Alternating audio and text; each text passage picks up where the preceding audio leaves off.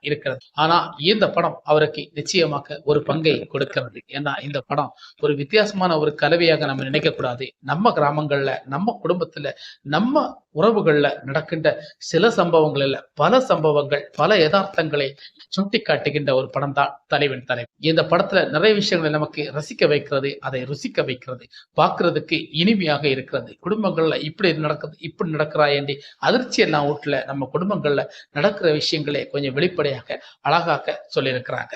இந்த இடங்கள்ல கணவன் மனைவிக்குள்ள என்ன ஒரு முக்கியமான ஒரு கருத்தை வைக்கிறான்னா, கணவன் மனைவிக்குள்ள பிரச்சனை இன்றல்ல நேற்றல்ல, சாகும் வரை அது தொடரும் என்பதற்கான ஒரு முக்கிய கருத்தை வச்சுதான் பாண்டிராஜ் இந்த படத்தை திரைக்கதை அமைச்சிருக்கிறாரு. இந்த படமும் அதுக்கேற்ற மாதிரி நல்ல ஒரு ரீச்சை கொடுத்திருக்கிறது. இந்த படம் நிச்சயமாக சவுத் இந்தியாவில், அதாவது தமிழ்நாட்டு கடலோர மக்களுக்கும் இந்த படம் ரொம்ப அதிகமாக பிடிக்கக்கூடிய ஒரு படமாகத்தான் இந்த படத்தை எடுத்திருக்கிறது.